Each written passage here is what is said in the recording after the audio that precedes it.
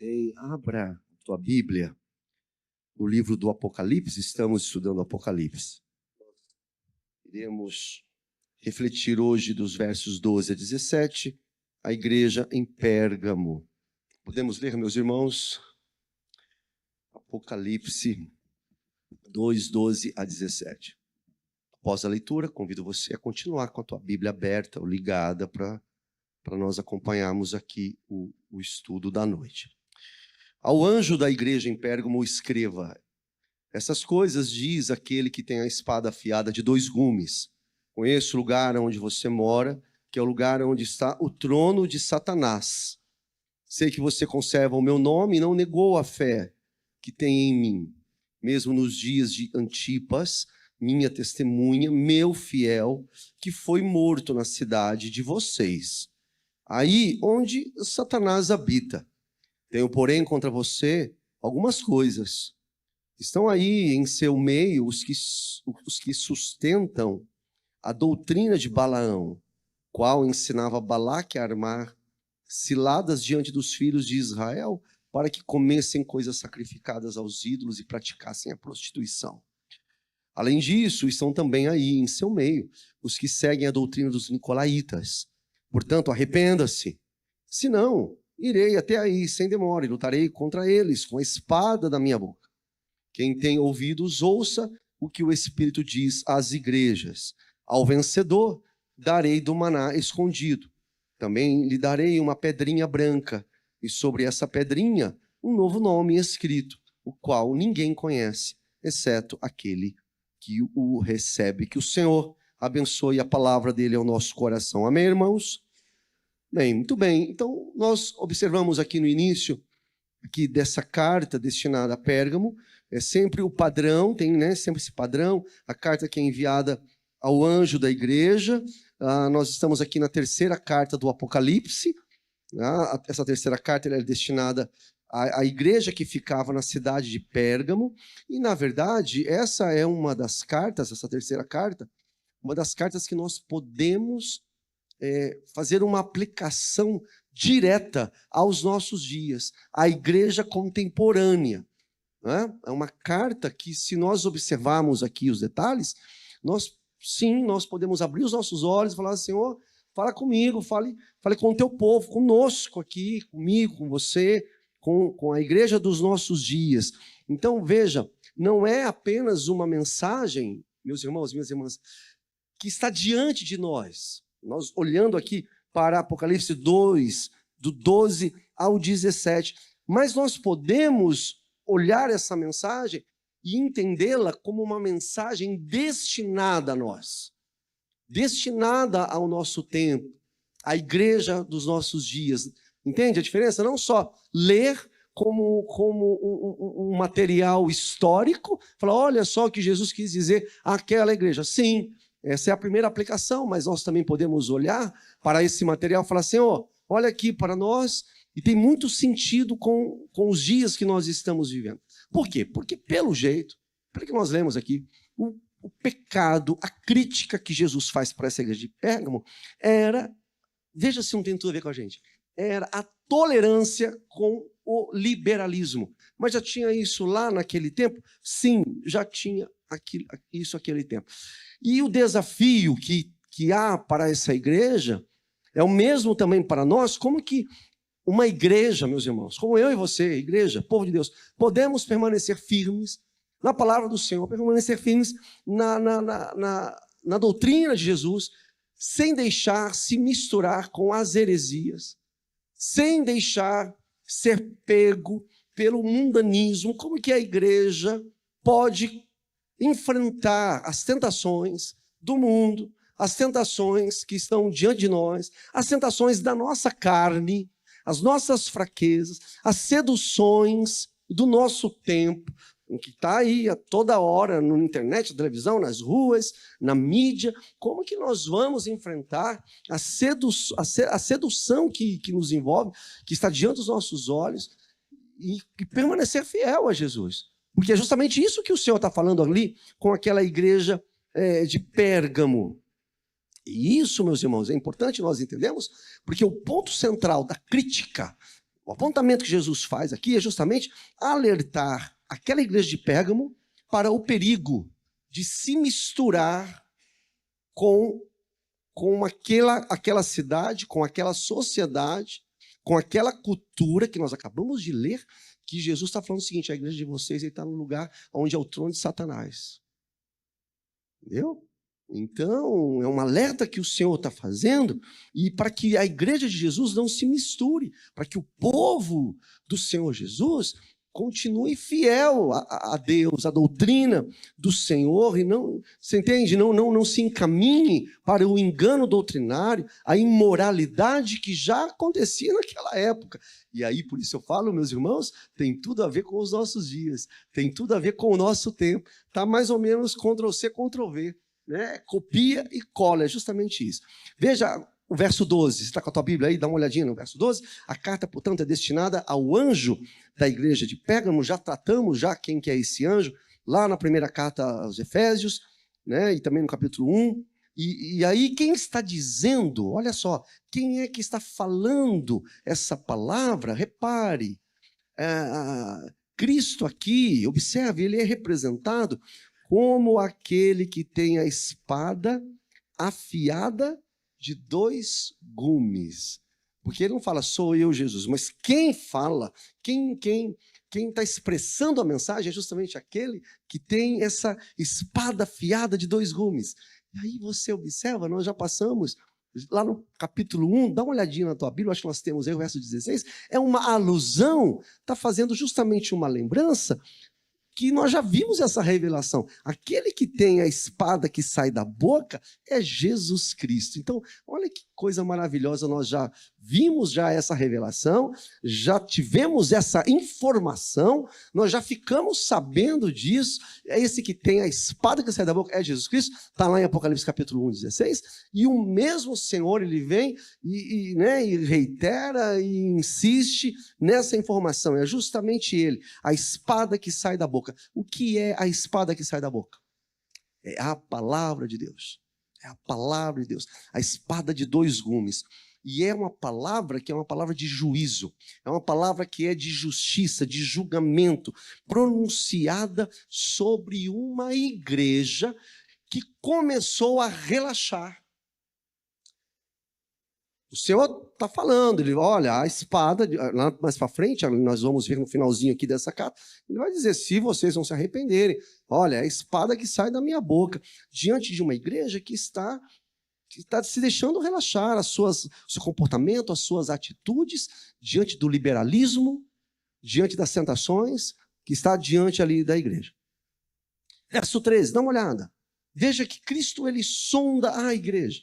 E o Senhor, ele revela os perigos que cercam aquela igreja. É muito importante, meu irmão, minha irmã, que você observe isso. O verso 13, a gente percebe que Cristo, ele está vendo uma igreja que está instalada, que está plantada no meio do acampamento de Satanás. E por que será? Porque é aquilo que a gente tem falado. É legal você estudar a Bíblia, você estuda a Bíblia e você busca também as informações extra-bíblicas, paralelas, históricas, para você poder entender qual é o contexto, né, ali daquela cidade, quais eram os desafios que a igreja de Pérgamo estava enfrentando. Porque o Senhor Jesus, ele está olhando para aquela cidade e ele vê que a cidade está instalada ali no meio do acampamento, onde está o trono de Satanás. Por que será? Olha, eu vou passar aqui para os irmãos alguns dados que os irmãos podem buscar facilmente em qualquer atlas, qualquer livro de história, no Google mesmo, você vai encontrar isso. Olha só, por exemplo, por 400 anos, Pérgamo foi a capital da Ásia Menor. Olha, a gente pensa que a biblioteca é coisa dos nossos dias. Olha só, Tiagão, percebe isso aqui? Já havia uma biblioteca, gente, em Pérgamo. E na biblioteca, lá, continha lá, né, era guardado, arquivado, 200 mil pergaminhos. 200 mil. Nós estamos falando, inclusive, antes de Cristo isso. 200 mil pergaminhos. Conta-se que a biblioteca de Pérgamo só perdia para a biblioteca de Alexandria, que fica lá no Egito, no norte da África, lá em cima. Inclusive a palavra pergaminho, olha que curiosidade. Pergaminho, que é um material superior ao papiro, né? Pergaminho deriva justamente de Pérgamo. Tá vendo? Ali, né, em Pérgamo. Então essa cidade, Pérgamo, gloriava-se do seu conhecimento. Gloriava-se da sua cultura. Então eles acabavam assim, se tornando até soberbos, né, presunçosos. Agora, o pior de tudo, por que Jesus fala, olha, eu conheço vocês, eu conheço essa igreja, eu conheço a igreja de Pérgamo, vocês estão aí onde é o trono de Satanás, porque uma marca que a gente percebe muito forte, e talvez seja esse realmente o motivo que Jesus fala que a igreja está lá no acampamento de Satanás, é que é o seguinte, é que Pérgamo era um centro do paganismo religioso. 29 a.C., foi erguido ali um templo que foi dedicado ao divino Augusto e um outro à deusa Roma. Pérgamo, portanto, se tornou o principal lugar de adoração do Império Romano. Veja que nós já falamos nos nossos encontros que as 7 cidades, presta atenção nisso, as 7 cidades eram centro de adoração ao Império Romano, ao governo romano. Todas elas ali eram um centro distintivo que tinha que dizer o seguinte: César é o Senhor, todas elas. Inclusive, nós falamos na semana passada que Esmirna era a cidade mais fiel a Roma, né? Porque eu lembro que nós falamos semana passada, Jesus faz uma comparação, vocês são fiéis a mim. Está numa cidade que é fiel a Roma. Mas a cidade de Pérgamo, principalmente com o passar do tempo, se tornou o centro de adoração ao imperador romano.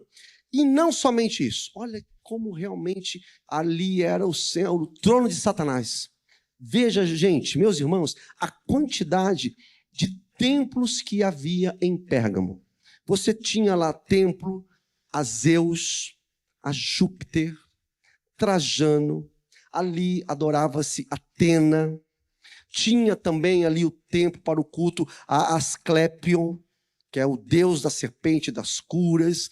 Inclusive ali havia um colégio de sacerdotes médicos e vinham gente do mundo inteiro para ficar em transe, ficarem sonolentos, e ali eles eram curados. Então havia uma grande peregrinação para essa cidade de Pérgamo. As pessoas iam lá buscar ali cura. Então a crendice ali era muito maligna. E aí, antes que eu me esqueça, né, esse deus, Asclépion, ou o Esculápio, que é o formato de uma serpente, decora até hoje o emblema do que mesmo?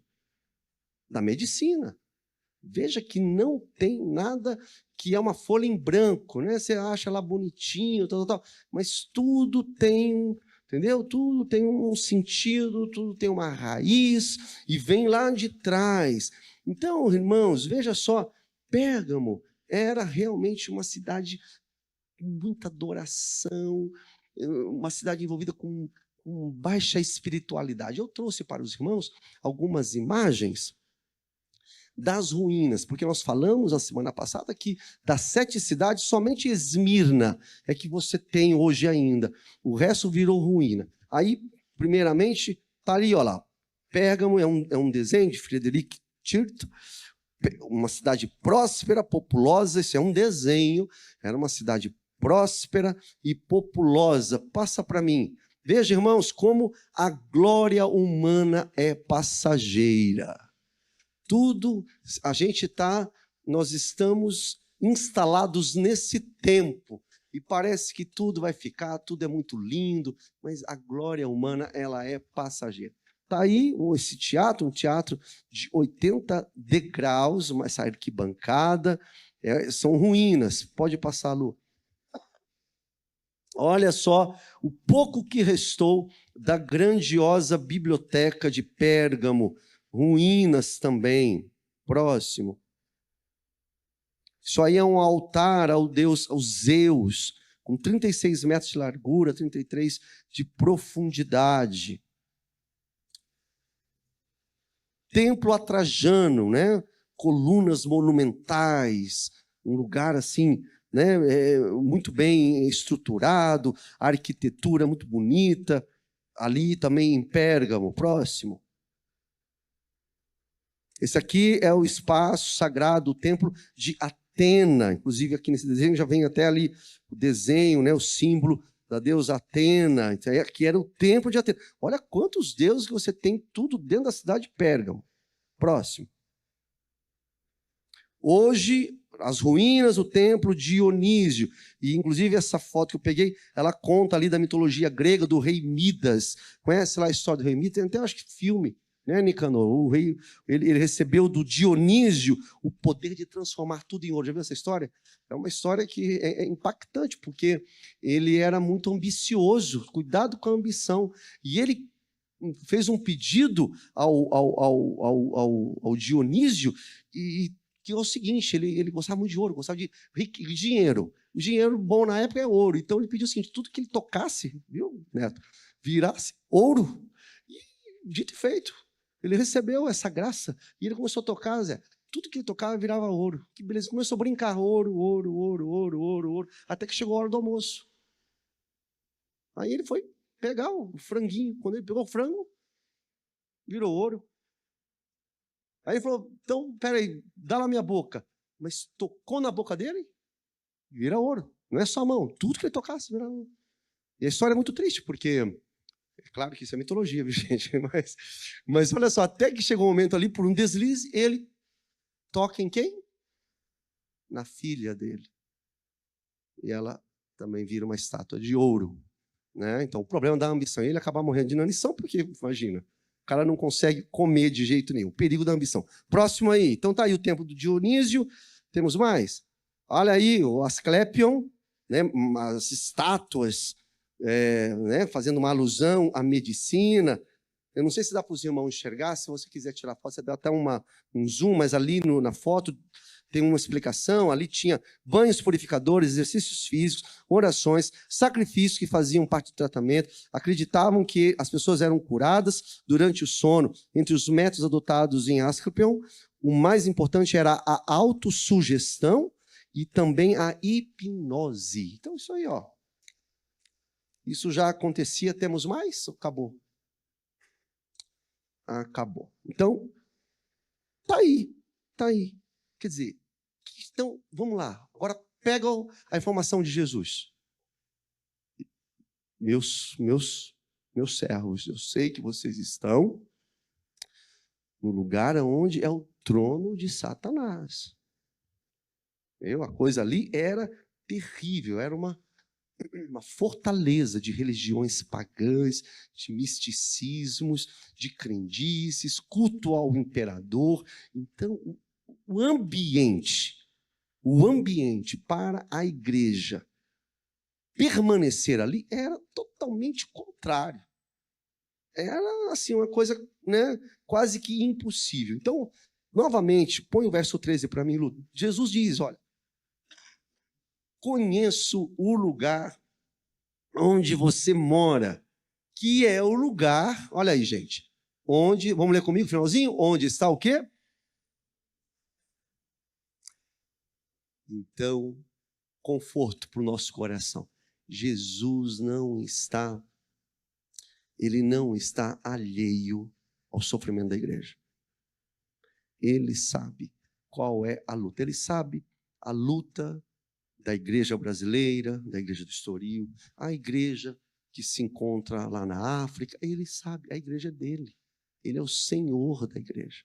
E o Senhor também não estava alheio aqui. Ele falou, eu conheço, eu sei aonde vocês estão. A cidade inteira, meus irmãos, era o trono de Satanás ali, era um lugar de pecado, era um lugar de tentação, era um lugar de sedução. As pessoas não queriam saber de Jesus, da palavra de Deus, do Deus Criador, do Deus Santo. Era um lugar de crendice, malignidade, aquela coisa toda. Então, meus irmãos, não tem como. Se você traz isso para nós, aonde, qualquer ambiente, seja uma casa, seja uma empresa, seja uma cidade, onde Satanás reina, onde está o trono de Satanás, sabe uma coisa? Vai predominar o engano, vai predominar a mentira, vai predominar a cegueira espiritual, misticismo, paganismo, perseguição, sedução, liberalismo. Porque essas coisas não são de Deus, essas coisas são do inimigo, é do diabo. E essa cidade, seja lá, no nosso caso, nós estamos falando de Pérgamo, ou nos nossos dias, esse é o perigo que a igreja enfrenta. E nós temos que ficar muito atentos, porque o Senhor está mandando uma mensagem direta para a igreja de Pérgamo, e isso cabe perfeitamente aqui para nós.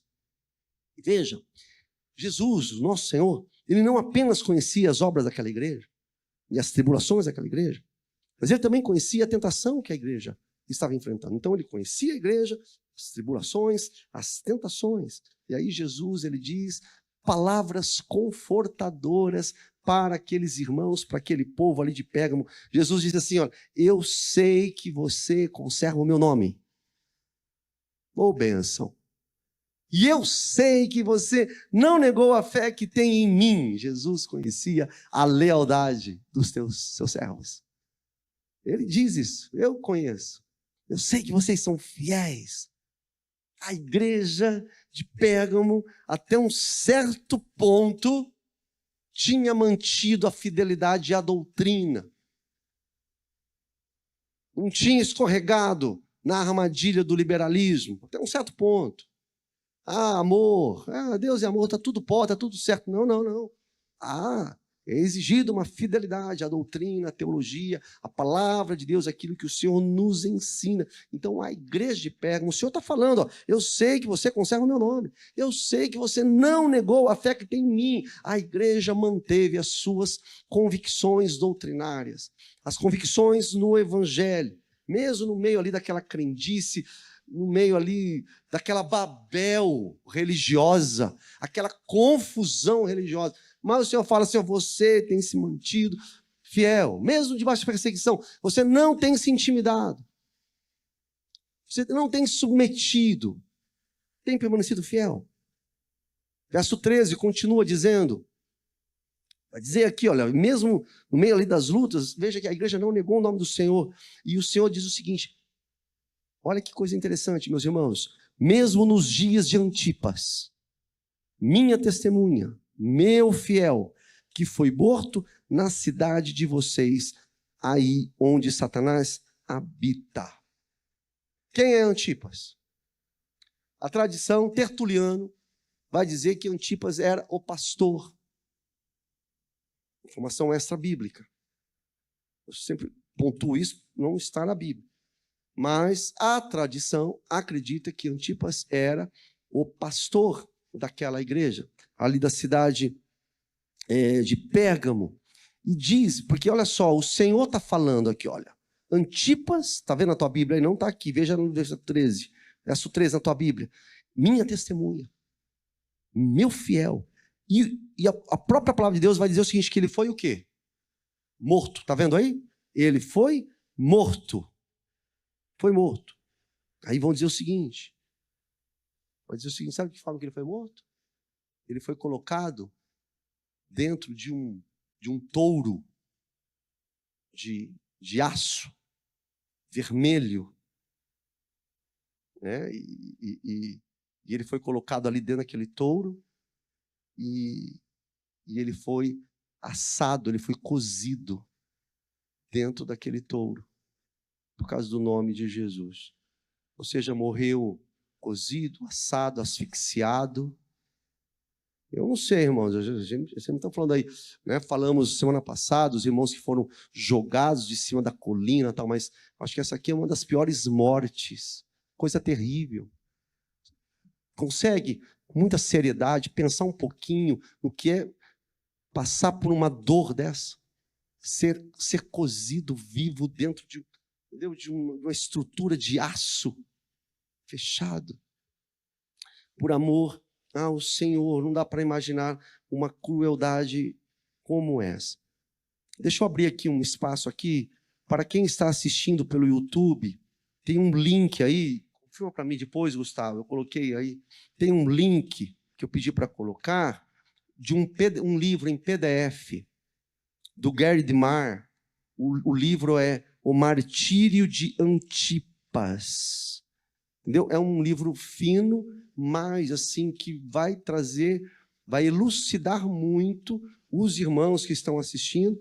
Você pode ler, depois dessa mensagem, ler esse livro, e você vai falar ali sobre quem foi Antipas, como foi a morte dele, como era o ministério dele. E os de nós que estamos aqui, você pode depois chegar em casa, lá está o link, você baixa o PDF. O PDF ele é gratuito, será de grande valia aí para o conhecimento dos irmãos, tá bom? Só baixar aí, está aí no YouTube, no canal da igreja. Muito bem.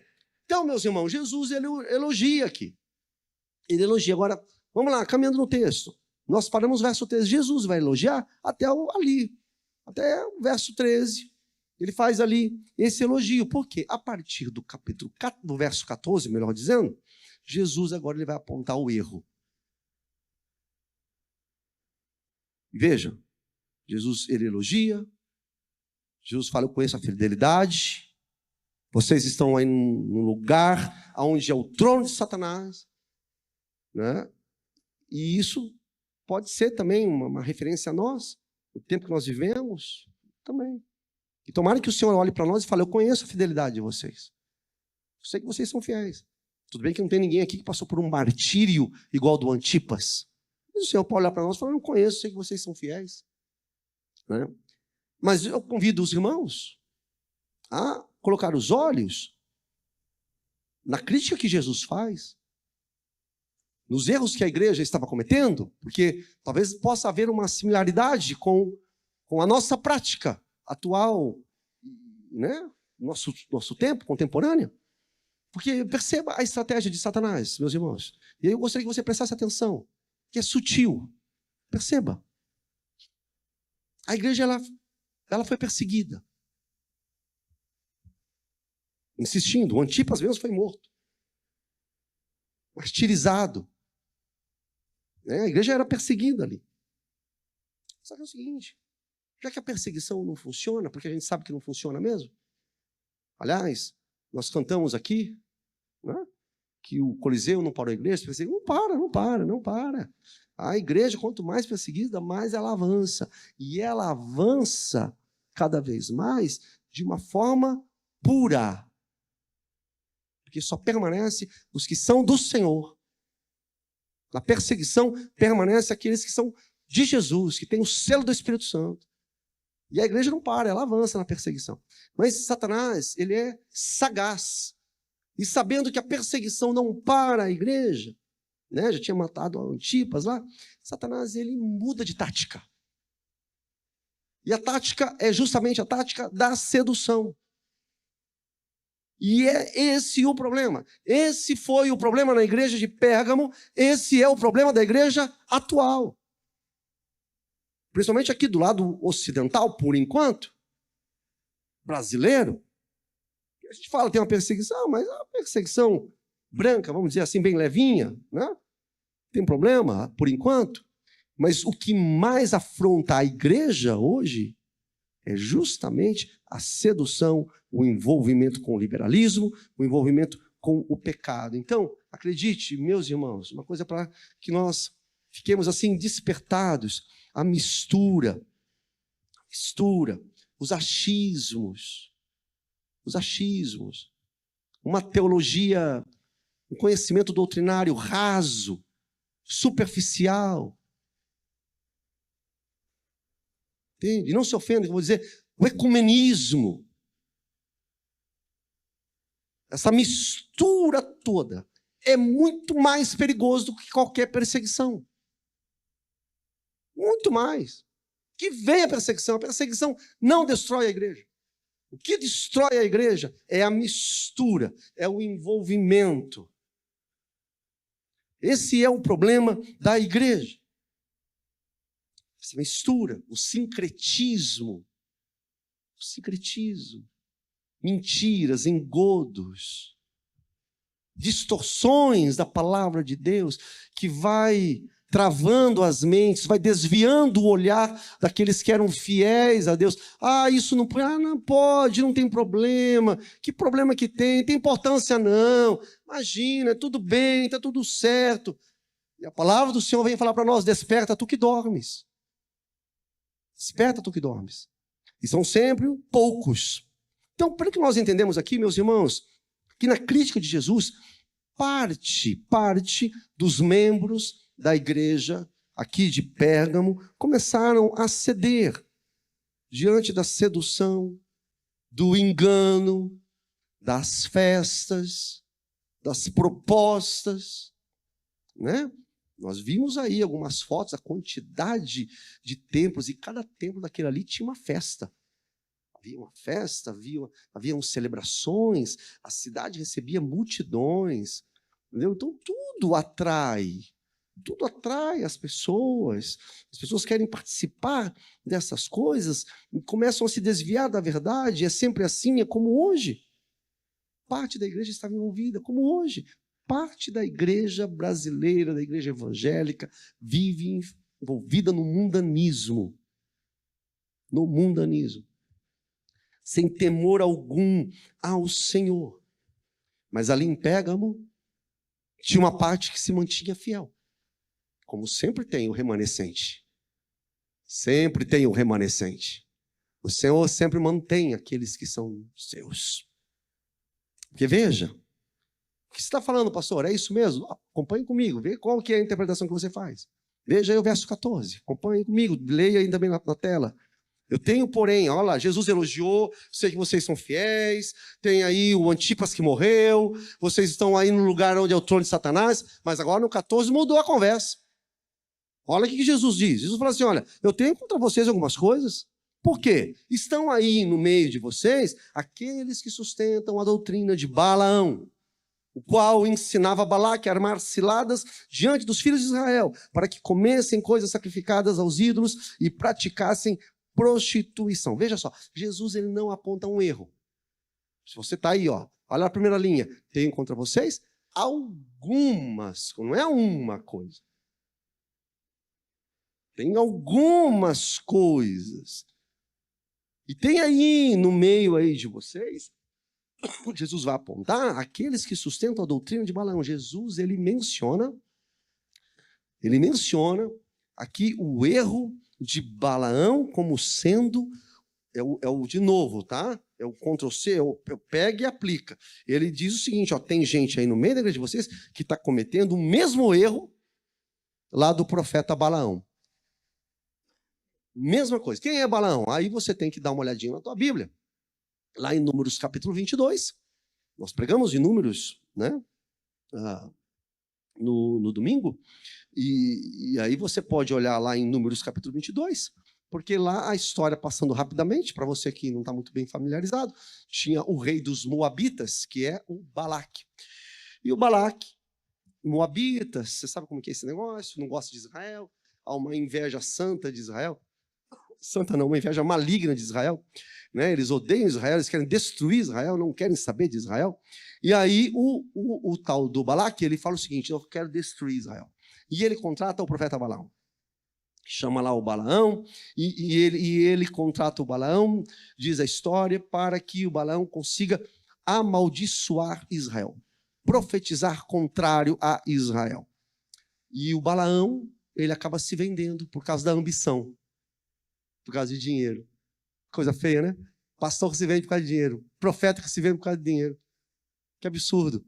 E aí o Balaque vai lá e contrata ele e essa coisa toda mais. Só que é o seguinte, e é até engraçado porque o Balaão ele vai profetizar contra Israel, mas ele não consegue. Toda vez que vai profetizar, ele acaba abençoando Israel. E o Balaque que pegou e tinha contratado, tinha pago ele, ficou bravo. Falou, mas como que pode um negócio desse? Rapaz, eu te contratei para você amaldiçoar, não para você abençoar. E aí dá aquela confusão, sabe, né? Um negócio mal feito, não dá nada certo. Aí o Balaão, ele tem lá uma ideia, por causa da ganância dele, ele aconselha, olha isso. Vamos fazer a aplicação lá em Pérgamo. O Balaão, ele dá um conselho. Fala, o seguinte, não dá para você destruir Israel através da guerra. Não vai vencer. E também não vai conseguir destruir Israel amaldiçoando. Não adianta, não é assim. Mas é o seguinte, ele dá um conselho. Vamos infiltrar no arraial de Israel mulheres sedutoras. Vai ter o quê? Uma contaminação. Vai contaminar o povo, vai ter uma mistura. Você vai infiltrar lá dentro da tenda, do arraial, melhor dizendo. Entendeu? Lá do povo de Israel. Vai influenciar, vai misturar. Percebe? O que o Senhor está falando ali para aquela igreja? Porque lembre-se que Israel é povo de Deus. O povo de Deus acabou se misturando com os moabitas. E não adianta, isso vai trazer transgressão, vai trazer maldição e vai trazer o afastamento. Falei agora há pouco. Quando Deus não está, perde a bênção, perde a alegria, perde a graça, perde a proteção. Aconteceu isso com Israel. E Jesus está falando o seguinte, está acontecendo a mesma coisa aí com Pérgamo. Muitas vezes é uma terrível armadilha. Os homens lá de Israel foram participar, meus irmãos, das festas, orgias moabitas, se contaminaram lá com os moabitas pela influência de Balaão. E aí, você vai vendo o texto, o que acontece ali? Israel vai ficando cada vez mais fraco, perde aqui, dá cabeçada ali, ficam vulneráveis, sem a presença, sem a proteção de Deus, porque é justamente isso. Para nós também, para a tua vida também.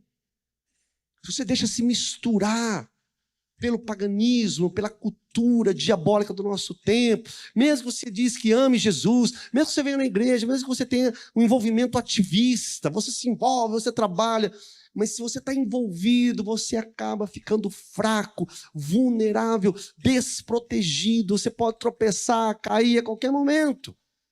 E o Senhor permite, porque está em desobediência a Deus. A igreja de Jesus, o povo de Deus, seja lá Israel, ou seja a igreja atual, só é forte quando é santa. Quando anda em santidade, quando anda em obediência a Deus. Israel não poderia ter se envolvido com os moabitas. Assim como a igreja não pode se envolver com o mundo. Não pode adotar o estilo de vida desse mundo. Porque é isso aí que nós falamos. Vai perder o poder, vai perder a graça, e enfim, perde sabedoria. Perde a bênção de Deus. Perde a condução do Senhor. Então, meus irmãos, eu não sei se os irmãos entenderam. Perceberam qual é o ponto de conexão? Sim ou não? Entendeu? Porque Jesus falou o seguinte, olha, tem aí uns aí no meio que vocês estão praticando a doutrina de Balaão. Porque se você lê, você fala, mas o que ele quer dizer com isso? O ponto de conexão é justamente isso aqui que está acontecendo. A mistura. Facinho. Para você nunca mais esquecer. Quando você lê novamente aí o Apocalipse 2,17. É isso que está acontecendo. A mistura. O envolvimento. Se envolveu lá.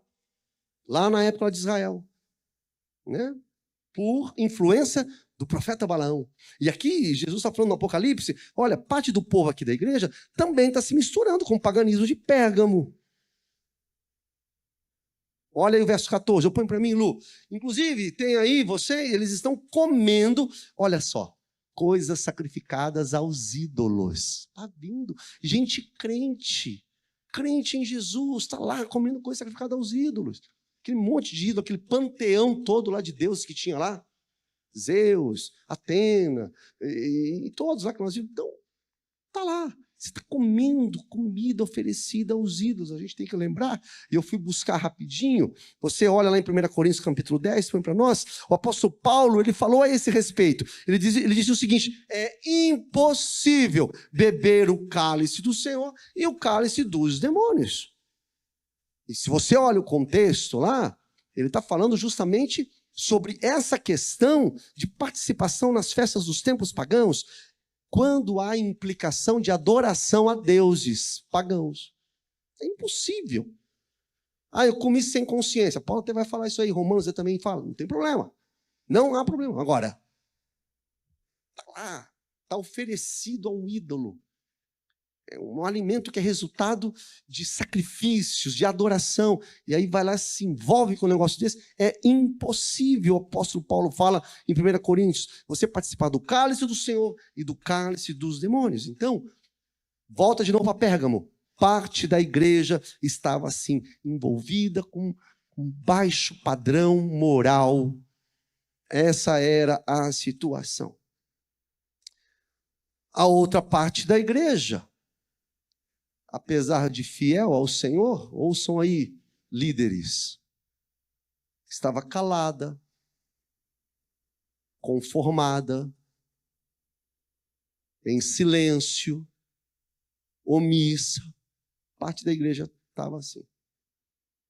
Não denunciava o pecado, ou seja, dessa forma, meus irmãos, a infidelidade vai se enraizando ali na igreja de Pérgamo. Então, pense, como eu comecei aqui essa nossa mensagem, é totalmente aplicável para os nossos dias, do envolvimento que está acontecendo no nosso tempo. Verso 15. O Senhor, então, ele vê uma igreja que está ali baixando o nível moral. E aí, no verso 15, Jesus, ele vai citar um grupo que Pérgamo também estava envolvido. Qual é o grupo mesmo? Está na tua Bíblia aí? Como chama, irmãos? Oi? Nicolaítas. E aí, puxa na memória, olha a diferença, trace um paralelo, veja a diferença com a igreja de Éfeso. Jesus, ele elogiou a igreja de Éfeso, ele falou assim, ó, vocês odeiam a obra dos Nicolaítas, que eu também odeio. Os de Pérgamo não, toleravam, abraçavam, acolhiam. Quem são os Nicolaítas, pastor? Para quem não está acompanhando, as 2 quartas passadas, nós falamos um pouquinho, você pode buscar lá no YouTube, mas de uma forma geral, eles acreditavam, é o liberalismo, eles acreditavam que eles eram livres. Que eram livres. Hoje em dia tem uns assim também, viu? Livre. Não tem freio. Porque algumas coisas porque você não tem, a Bíblia não explica quem são os Nicolaítas, então, né, tudo acaba sendo conjectura. Mas assim, em linhas gerais, até por causa aqui de Balaão, a ideia parece que esses Nicolaítas, eles pensavam o seguinte, tá tudo certo, a gente pode pecar, porque quanto mais você peca, mais vai atrair sobre você o quê? A graça, não a mão do Senhor, a graça. E Paulo ele vai dizer isso aí, né? Por causa da graça nós vamos pecar mais? Obviamente que não. Mas os libertinos entendiam isso. A graça do Senhor, ela é suficiente. Então, quanto mais pecar, é uma apologia ao pecado. E hoje você tem, irmãos, chega cada coisa aí, está podendo tudo. E passou falando no púlpito, não, tudo certo. Graça, é graça, é graça. Eu sei, mas a graça não é graça barata. Tem um preço. E o crente, ele é chamado ao Senhor a renunciar à carne, o pecado. Então, é muito sério isso. E esses nicolaítas aqui, eles entendiam o seguinte, quanto mais pecado, mais graça. Quanto mais pecado, mais Deus oferece perdão. Entende isso? Faz sentido aí para os irmãos? Parece até bonito, puxa vida, a graça do Senhor ela é suficiente, plenamente suficiente. Quanto mais pecar, mais teremos perdão. Na verdade, isso era uma armadilha para o inferno, e é, até os dias de hoje, é uma armadilha para o inferno.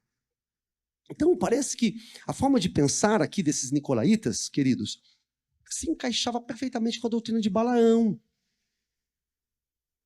Novamente, eu vou pedir para que os irmãos, nós já vamos terminar, mas se atente a isso. Qual era a doutrina de Balaão? Não esquece mais. Mistura, sincretismo, né? Infiltrar moabitas em Israel. Problema de Pérgamo. A igreja de Pérgamo envolvida com o paganismo do seu tempo. Então, a doutrina de Balaão, o problema é a mistura. E os nicolaítas é a mesma linha, mesma coisa. Por isso que está no mesmo texto. Aí Jesus vai falar, tem aí entre vocês aí que defendem os nicolaítas. Que é o quê? É também envolvimento com o pecado, com o mundanismo, com a liberalidade, tá tudo, o liberalismo, tudo pode, está tudo certo. Porque Deus, ele perdoa, ele derrama a graça dele, está tudo certo. E aí, meus irmãos, nós temos que entender o seguinte: a verdade é uma só.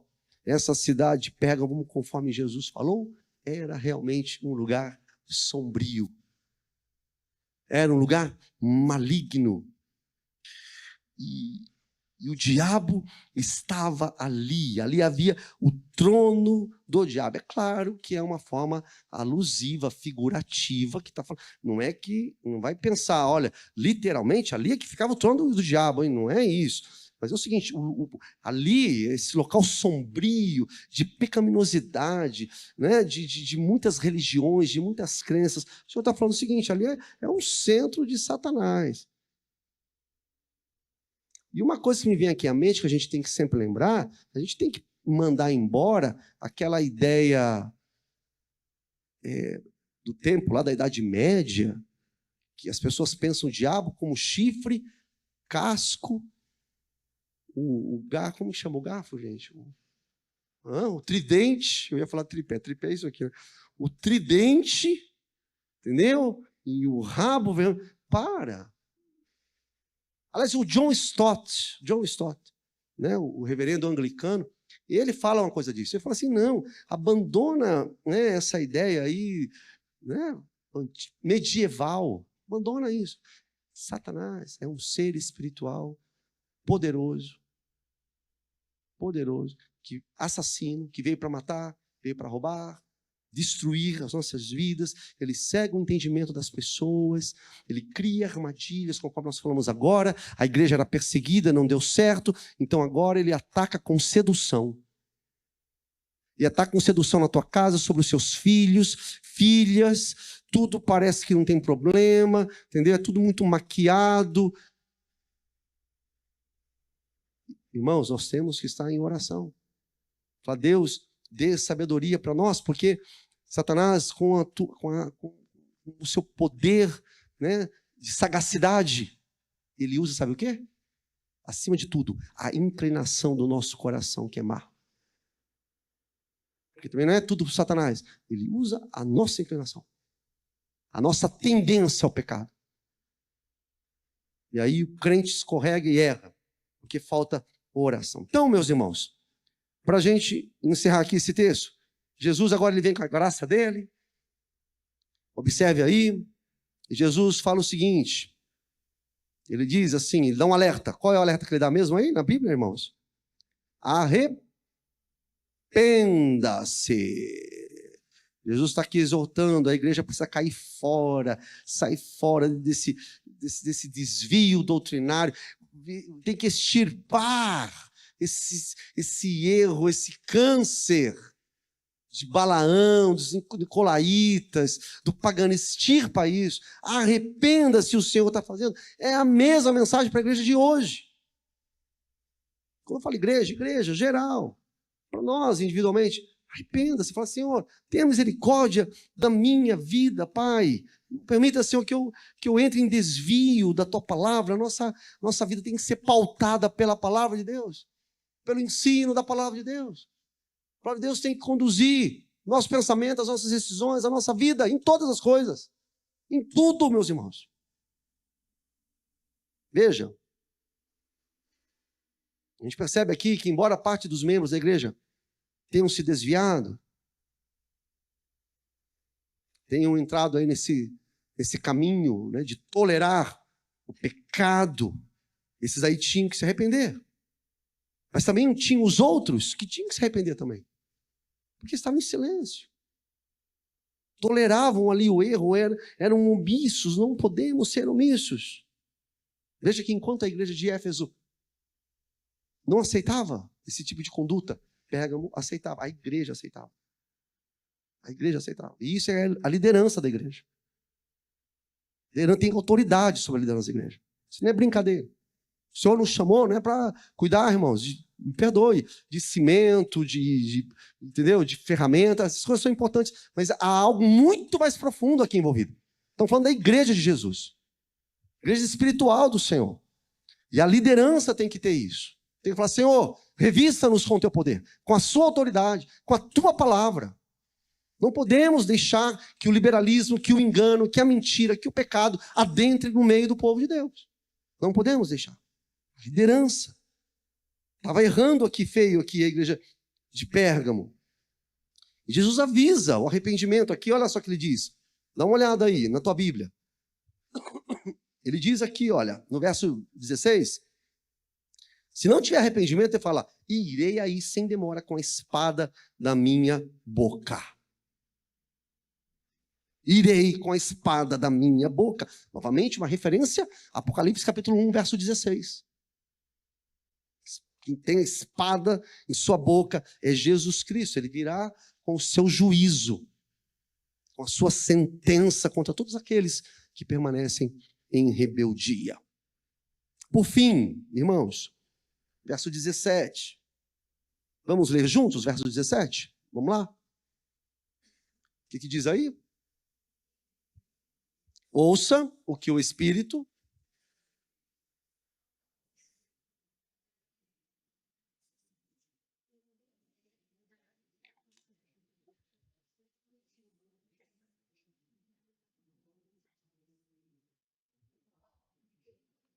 exceto,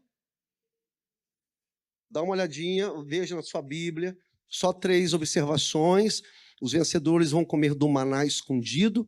Gente, ó, muda para mim rapidinho, Lu. Lá em Êxodo, a gente lembra que, capítulo 16, Deus mandou o maná. Para quem não... o que é o maná? Deus mandou o maná, o pão do céu. Está lá em Êxodo 16, 15.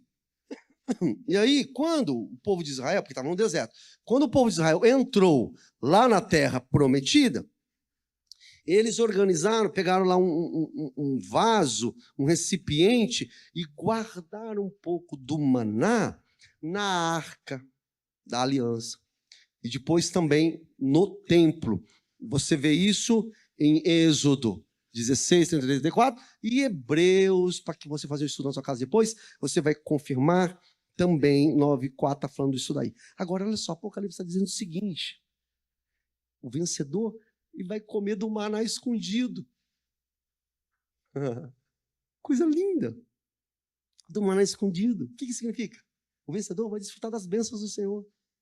Isso aqui, na verdade, é uma outra forma que Deus está falando, que Deus está dizendo uma alusão, uma metáfora para a eternidade. Ou seja, o vencedor vai ser alimentado por mim. É isso. O maná, meu maná, escondido, vai ser alimentado, vai ser cuidado por mim, por toda a eternidade, sustentado pelo Senhor, por toda a eternidade. A igreja não deseja o luxo dessa vida, por mais que sejam atraentes.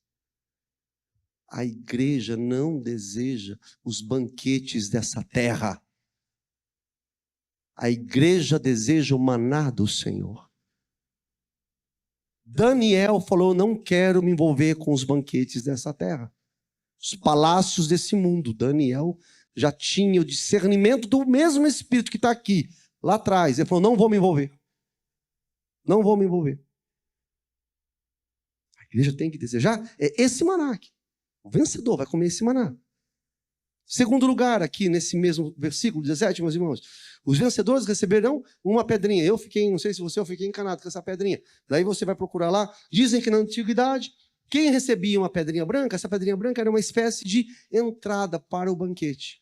Então hoje você recebe um convite, chega no WhatsApp, chega no e-mail, o cartãozinho. Na época, não tinha gráfica, gente, para imprimir cartãozinho. Entendeu? Era uma pedrinha, recebeu pedrinha, vai entrar no banquete, vai entrar na festa. É justamente isso. Então, o caso aqui é o seguinte, parece há uma concordância entre os estudiosos, que justamente essa pedrinha aqui é o símbolo da nossa admissão ao céu. Entendeu? Quem tem a pedrinha, recebeu a pedrinha, está garantido. Vai chegar, vai entrar no céu, nas bodas do Cordeiro. Terceiro lugar, coisa linda, Jesus fala que os vencedores receberão o que mesmo? Um novo nome. O John Stott, novamente aqui, eu não coloquei a frase, mas ele fala que o novo nome está alicerçado em Cristo. O nome é de Cristo. Mas é isso, nós vamos nos deliciar do maná, receber a pedrinha para poder entrar e receberemos um novo nome, uma autoridade de estarmos ali. Então, meus irmãos, esteja atento. Eu vou terminar aqui só fazendo uma reflexão. Olha só, Pérgamo estava brincando de ser crente.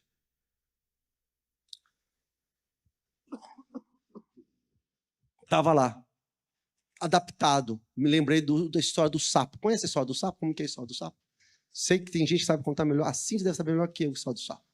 Sapo, você põe lá o sapo na água fria, né? E aí vai esquentando e vai ficando gostosinho. E ele fica lá paradão, né? Não se mexe, adaptado, confortável. Só que o negócio está esquentando. E ele não percebe que está esquentando. Ele não percebe o perigo. E aquela água, quando ferver, vai custar a vida dele. Ele não percebeu. Estava lá confortável, lá naquela situação, sem perceber que aquela água fervida iria matá-lo. Percebe? Estava lá meio, né? Tarde demais. Jesus disse que aqui para essa igreja, que se eles não acordassem, se eles não se arrependessem, o Senhor viria com o seu poder. Seriam derrotados pela espada de sua boca, seu poder. Sabe o que diz lá em Romanos capítulo 12? Você sabe o que está escrito em Romanos capítulo 12. Está dizendo o seguinte: vocês não devem viver conforme o padrão desse mundo. É a mesma história de Pérgamo, uma história do sapo. Não vivam adaptados a esse mundo, mas que vocês sejam transformados pela renovação da sua mente. Então é o seguinte: não se adapte, igreja de Jesus, não se adapte ao liberalismo, aos costumes dessa era.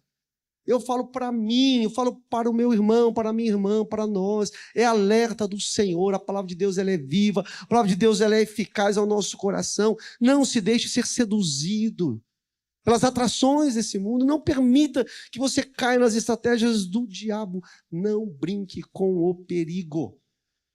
Cuide de sua vida espiritual. Cuidado aonde você está se envolvendo. Eu falei do sapo e termino aqui. Estava vendo um tempo atrás lá o Discovery Channel. E aí estava mostrando lá, porque sempre mostram umas coisas diferentes, né? E aí estava mostrando lá o homem, e a história verídica. E ele gostava de ter cobra na casa dele. Já viram isso aí? Nicanor tem cara que assiste. Você assistiu, Nicanor? Não assistiu? O homem com as cobras? Não viu? Mas o homem tinha cobra lá na casa dele lá. Não, ele é domesticado. Ele não é, as cobras, ele gostava de domesticar as cobras. E era tudo que é tipo de serpente, uma coisa impressionante, capaz de se procurar no YouTube, está lá. Sabe o que aconteceu? O que vocês acham que aconteceu? Foi picado. Foi picado, correu para o hospital, papapá. Beleza. Porque tinha um monte de cobra lá. Daí, beleza. Passou um tempo, cobrinha na cabeça, no ombro, na mão, e na cama, tal. Picou de novo. Depois de um tempo, picou.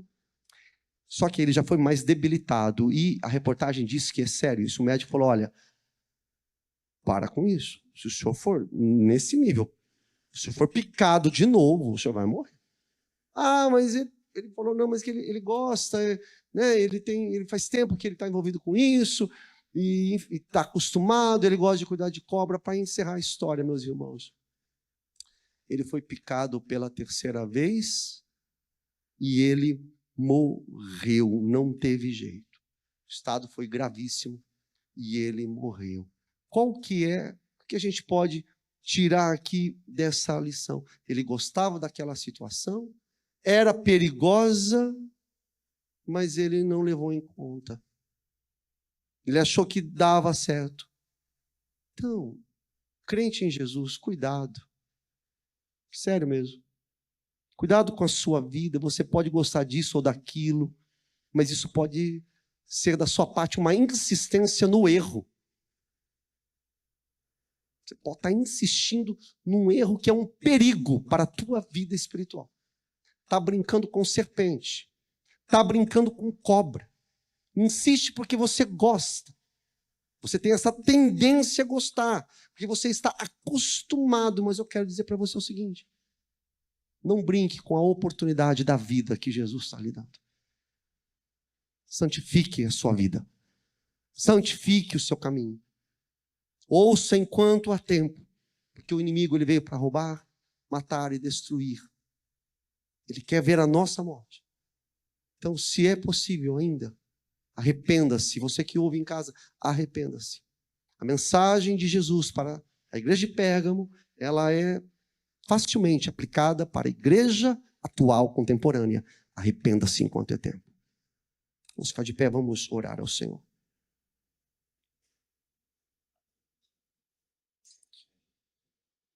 Querido e amado Pai, nós louvamos a Ti, Senhor, porque os Teus alertas é graça para nós.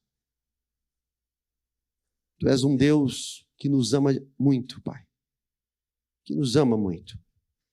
E cada alerta que o Senhor dá ao meu coração, ao nosso coração, é amor do Senhor, é graça do Senhor, é zelo do Senhor com o seu povo.